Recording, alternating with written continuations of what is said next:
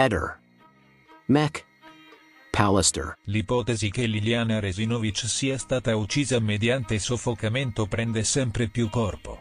Secondo indiscrezioni recenti, la donna di 63 anni, scomparsa a Trieste il 14 dicembre 2021 e ritrovata cadavere il 5 gennaio 2022 nel boschetto dell'ex ospedale psichiatrico, potrebbe essere morta per asfissia, soffocata da terzi. Questa nuova ricostruzione si inserisce in un quadro investigativo complesso e controverso, che da oltre 2 anni vede dubbi e smentite sulla tesi iniziale del suicidio. Il corpo di Liliana era stato rinvenuto avvolto in 2 grandi sacchi neri per rifiuti solidi urbani, uno infilato dall'alto, l'altro dal basso, sulla testa. Inoltre, erano stati trovati 2 sacchetti trasparenti di tipo alimentare, fissati intorno al collo con un cordino. Un dettaglio inquietante che aveva già suscitato perplessità tra gli esperti e che ora, alla luce della nuova perizia medico-legale, potrebbe assumere un significato decisivo. L'elemento chiave che potrebbe ribaltare definitivamente il caso è proprio la perizia medico-legale condotta sulla salma riesumata di Liliana.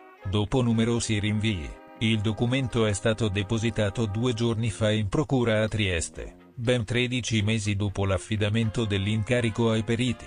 La relazione è frutto del lavoro dell'antropologa forense Cristina Cattaneo, dei medici legali Stefano Tambuzzi e Biagio Eugenio Leone, e dell'entomologo Stefano Vanin. Non si tratta di una semplice formalità. Già in passato la tesi del suicidio, sostenuta dalla procura, aveva sollevato molte perplessità, tanto che il giudice per le indagini preliminari, Luigi Dainotti, aveva rigettato la richiesta di archiviazione avanzata dagli inquirenti, individuando oltre 20 punti oscuri da chiarire. Il GIP aveva infatti stabilito che il fascicolo, inizialmente aperto per sequestro di persona il 22 dicembre 2021, andasse riclassificato come omicidio. Inoltre, aveva sollecitato la riesumazione del corpo per effettuare nuovi esami medico-legali, operazione avvenuta il 13 febbraio 2024 presso il cimitero di Sant'Anna. A riaccendere i riflettori su una possibile morte violenta era stata la trasmissione televisiva Quarto Grado, che nei giorni scorsi aveva ipotizzato che Liliana fosse stata soffocata, un'ipotesi poi rilanciata da Claudio Sterpin,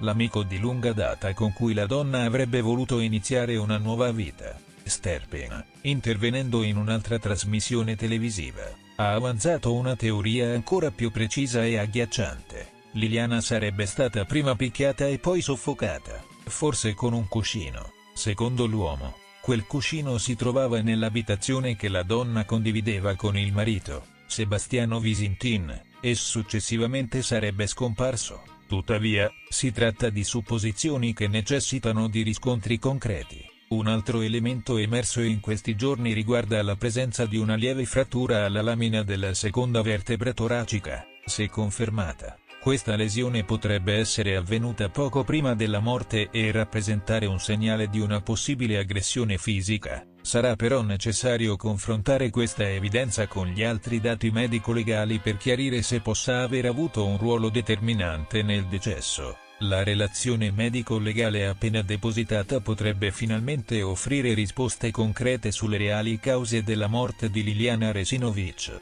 Tra i punti cruciali che dovrà chiarire, vi è la data della morte, che nella prima perizia era stata stimata tra le 48 e le 60 ore precedenti al ritrovamento del cadavere. Questo dettaglio è fondamentale, perché contraddirebbe la tesi che la donna sia rimasta per settimane nel boschetto dell'ex ospedale psichiatrico. Un ulteriore elemento di novità riguarda il cambio di titolarità nell'inchiesta. Il pubblico ministero Maddalena Chergia, che aveva seguito il caso fino ad ora, è stato assegnato ad altro incarico. Questo avvicendamento potrebbe portare a una nuova impostazione investigativa, magari più orientata a valutare seriamente la pista dell'omicidio. Il caso Resinovic, dunque, sembra essere giunto a una svolta cruciale. Dopo anni di incertezze e ipotesi contrastanti, i nuovi sviluppi potrebbero finalmente chiarire il mistero che avvolge la morte della donna. Resta da vedere se le nuove indagini riusciranno a individuare un colpevole e a far luce sulle circostanze della sua tragica fine.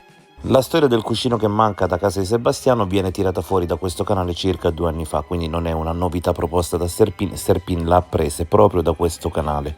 Torniamo alla teoria del garibaldino, quella legata al discepolo di Edoardo Weiss, e abbiamo scoperto una coincidenza incredibile che spiegherebbe forse perché il corpo viene ritrovato in quel punto e perché Liliana sparisce in quella data. Ebbene, c'è una incredibile coincidenza di date, quella di nascita di Edoardo Weiss che è un 21 settembre, mentre Sebastiano Visintin nasce un 22 settembre, ma potrebbe anche essere stato rivelato il giorno seguente alla nascita, quindi potrebbe anche essere nato lo stesso giorno in cui nacque Edoardo Weiss. Ma la cosa veramente pazzesca e incredibile è la data di morte di Edoardo Weiss. Edoardo Weiss morì un 14 dicembre.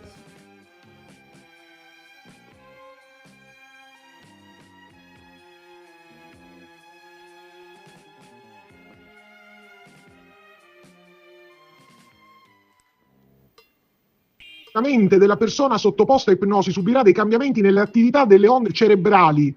Si passa da uno stato di coscienza a uno stato totalmente non di coscienza. Non è detto che tutti possono, diciamo, entrare in ipnosi nei tempi, tra l'altro se non si è professionisti nel farli entrare.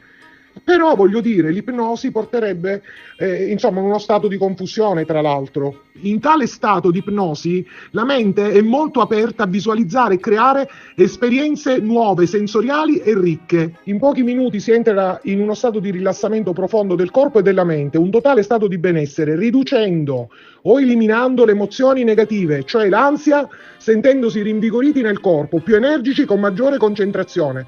Senti, il garibaldino forse ci ha azzeccato. Ma se seguivano Weiss c'era l'ipnosi, e la tecnica di Weiss era l'ipnosi, e nei casi più gravi l'ipnosi regressiva.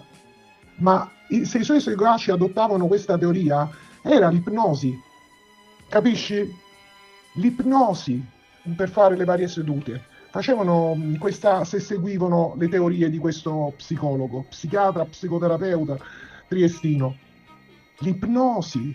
Lui non l'ha detto il garibaldino, ha detto che poteva andare da loro per poter, da lui, da queste persone lì per fare delle sedute, ma se seguivano Weiss c'era l'ipnosi. Niente, è roba da matti. Cioè poteva essere il 18, il 15 settembre, il 30, il 5 maggio. Il 21 settembre 1889 è nato Weiss e Sebastiano il 22 settembre. Ammesso e non concesso che siano giuste queste date, sai che una volta si registrava prima, dopo, cioè roba da matti, cioè una serie di coincidenze, quasi delle equazioni, sai quando fai un'equazione e per una cosa piccolissima non ti corrisponde, ti rompi il capo per sapere questa equazione come funziona, ma metti i termini, gli estremi giusti, è incredibile sta storia. Cioè veramente pazzesca. Quello va a morire il 14 di dicembre del 1970, il famoso Weiss, Edoardo, è nato a Trieste, vabbè, questo no, niente, è una storia assurda. Il caso del ritrovamento del corpo di Joanna Natalie Quintanilla nelle acque del fiume Adda ha suscitato profondo sconcerto nella comunità, portando a un'indagine che ha poi portato al fermo del suo ex compagno, Pablo González Rivas. Gli eventi che hanno portato a questa tragica scoperta sembrano avere radici in una lite tra i due, lite che probabilmente si è verificata la sera della scomparsa di Joanna, e che si pensa sia culminata in un violento femminicidio. Secondo le ricostruzioni effettuate dai carabinieri del nucleo investigativo di Milano, queste indagini non hanno mai considerato convincente la versione inizialmente fornita da González Rivas. L'uomo, durante il suo fermo, aveva dichiarato che la morte di Joanna fosse il risultato di un gioco erotico finito male. Tuttavia, tale spiegazione era apparsa subito sospetta agli investigatori, che notarono discrepanze e mancate indicazioni precise sul luogo dove aveva gettato il corpo. Secondo la testimonianza di González, infatti, egli avrebbe gettato il corpo di Joanna nel tardo pomeriggio del 25 gennaio in un fossato nei pressi di Cassano d'Adda, ma non fornì mai dettagli sufficienti a confermare questa dichiarazione. Ancor più sospetto fu il fatto che la denuncia di scomparsa della donna fosse stata presentata dall'uomo solamente una settimana dopo il suo allontanamento, un tempo piuttosto lungo per una denuncia di scomparsa, insinuando un ulteriore tentativo di deviare i sospetti. suggerendo un allontanamento volontario di Johanna. Le indagini si sono rivelate intricate, con sviluppi significativi nel corso degli interrogatori. Durante l'interrogatorio davanti a un giudice per le indagini preliminari, Pablo González Rivas sostenne nuovamente la sua versione, dichiarando di averle spezzato il collo durante un gioco erotico. Tuttavia, ci sono dubbi e sospetti sul fatto che l'uomo abbia potuto spostare il corpo della donna in un'altra località intorno alle 9 del mattino seguente.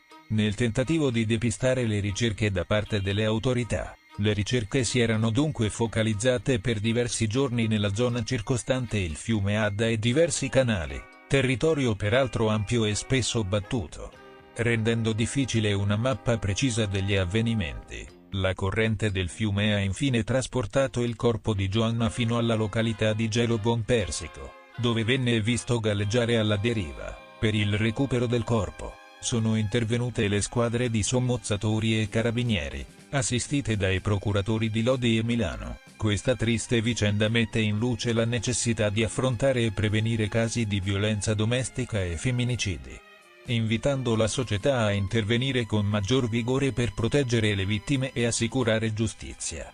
Ehi, non dimenticare di iscriverti a questo canale.